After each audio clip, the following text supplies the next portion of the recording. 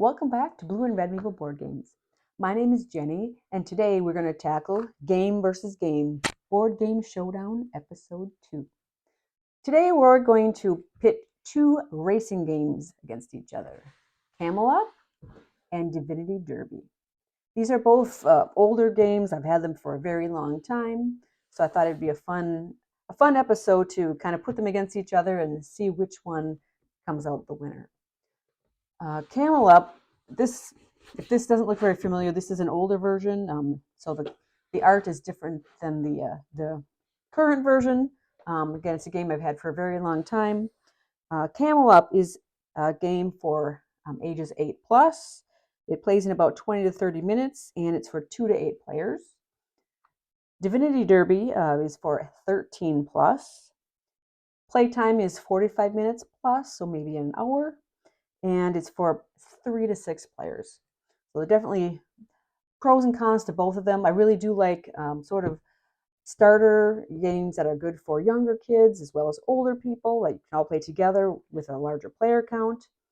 Divinity Derby, it's a little more challenging, a little more to it, but it only plays up to 6 players, so a little bit of difference there, but again, they're both very good games. We will start with Camel Up. So Camel Up is a fun, I'd say a good kind of family weight game. It's got a little smaller board, so that's kind of nice. It doesn't take up a ton of space, so you could play it, in a smaller table. You don't have to have a big setup for it or anything. It's got this cool little pyramid, which actually has the dice in it. And then this is the racetrack here that the camels are going to be racing around. These are places where you can kind of pick tokens worth more points depending on who you think is going to win, and whoever chooses wisely is going to score better. This is where you place your bets for.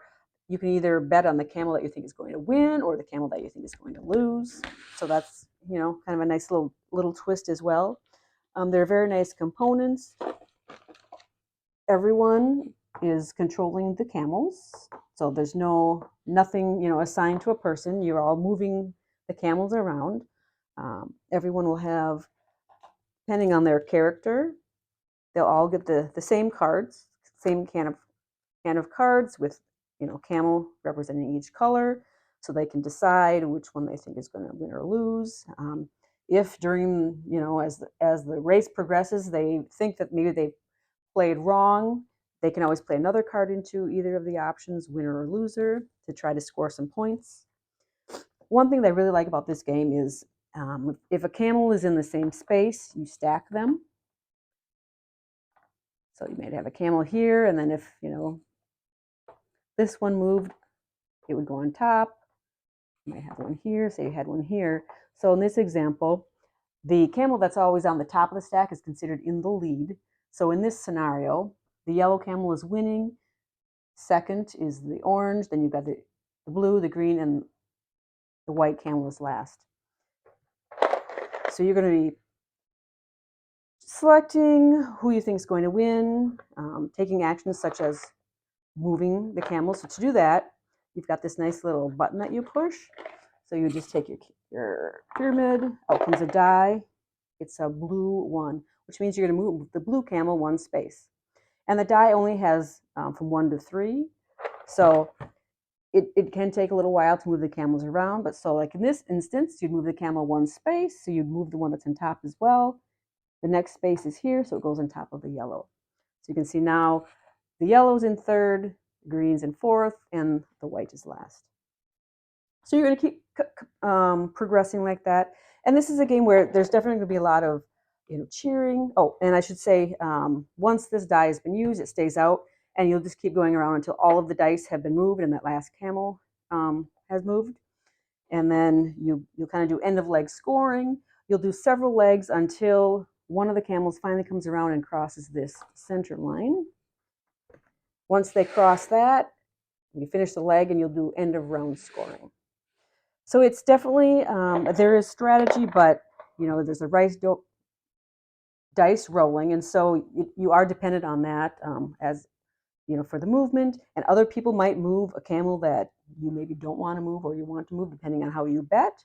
So there's, a little bit of that, but there's strategy, again, luck, but it's a very good family game. It's fun to play with all ages, and there is going to be a lot of kind of exciting cheering on camels, and you get a little upset when the one that you wanted to win didn't, or maybe the one that you were hoping would lose ends up, getting into a better position. But very nice components, nice artwork. It's, you always like your little wooden meeples. So that is very briefly Camel Up. And I do also have an expansion for this game, but I haven't used it yet, so I'm not basing my judgment at all on that. So that is Camel Up. Camel over here. So next we've got Divinity Derby. And this is one I think it's a little less well known. I have seen it on a few shelves, but not very many. And it's a fun game, and it's got very nice components. So this game has a bigger board than the other one. So you're going to need a little bit bigger table. And this one is based on the Greek gods. You can see here's the board. It's definitely a bigger board here. This one, again, you do several different races, 3 races, and there are different things that you do throughout. You have different actions. There's betting. And a thing that I really like about this one is everyone has one of these little trays, kind of like a Scrabble tray where you put your letters, where you're going to put your movement cards. But they are going to be taken from the people next to you, and you get to take cards from them. So you get to take a movement card from someone on your left, this is my right, and someone on your left. So that's kind of a unique little thing. I like that. So you can kind of see what other people have, and you can use their cards to your advantage. So in this game, as I said, it's 3 to 6 players. There are the 6 different creatures that you get to choose from with these nice little figures. So I do think that I definitely like the theme of this a little better. It's a little more adult than the Camel Up. I mean, that one's still fun, but I do like the different creatures, and I'll just go over them. So there's, if you can see or not, there's the dragon, the griffin, the lamassu, the pegasus, the phoenix, and the sylph. And they all have kind of a little story here, and it kind of tells a little bit about what they can do, which is kind of fun. So everyone is going to be placing bets. They'll have, just like in Camel Up, everyone will have their own set of cards with the different options that you can bet on. So here, like, you might say, okay, first place, second place are disqualified. So you have 3 different options if you choose this card to bet. So you're hoping that the creature you pick is one of those. Or you've got first, second, and third, first place, second place, last place, or just first place. So you have a lot of options. And then each player also has these dirty trick cards. And it's different for each of the gods. So whichever god you has will have different dirty tricks that will play to your advantage. So like, for example, the supernatural cunning, you can play at the start of any of your turns, and then you may swap the card holder on your right with the card holder on your left.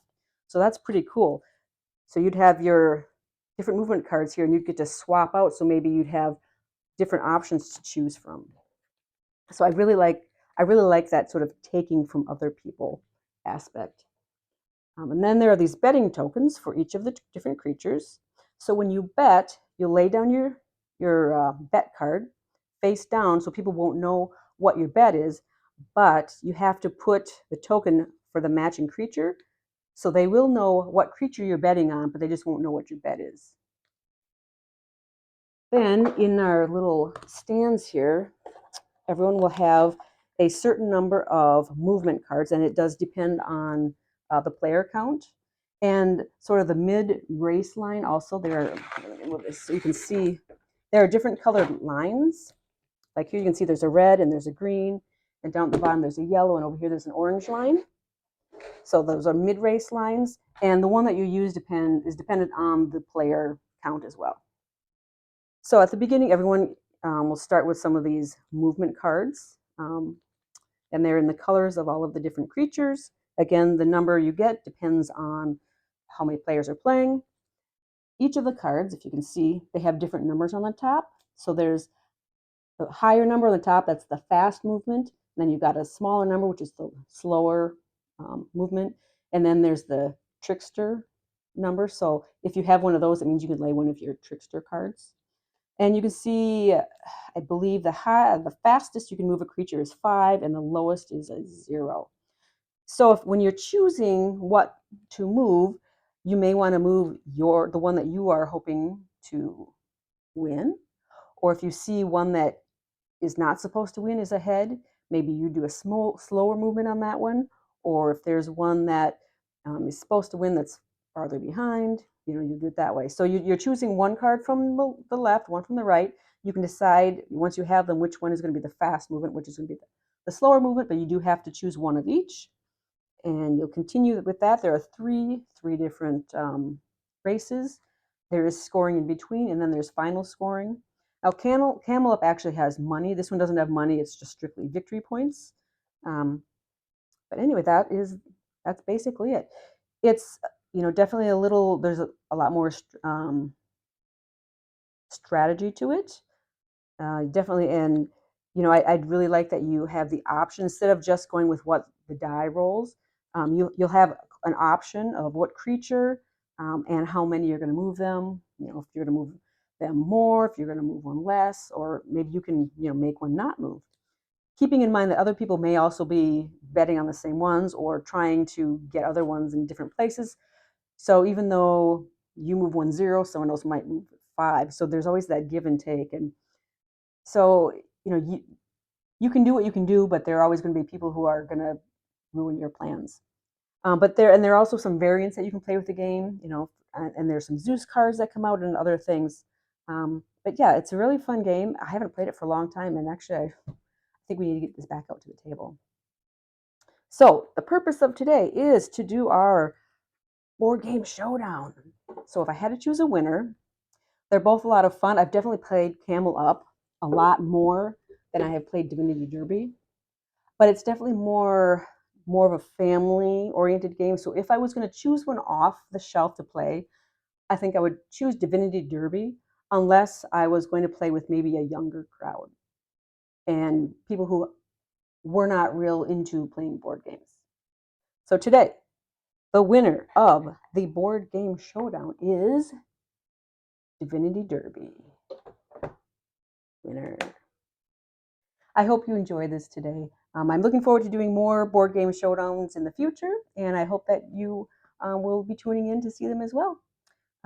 Until next time, keep playing games. I hope you've been getting a lot in. It's been an interesting year with the warm weather, so I'm assuming people are spending more time outdoors than they normally would during the winter. So make sure you make time to get those games in. Until next time, goodbye.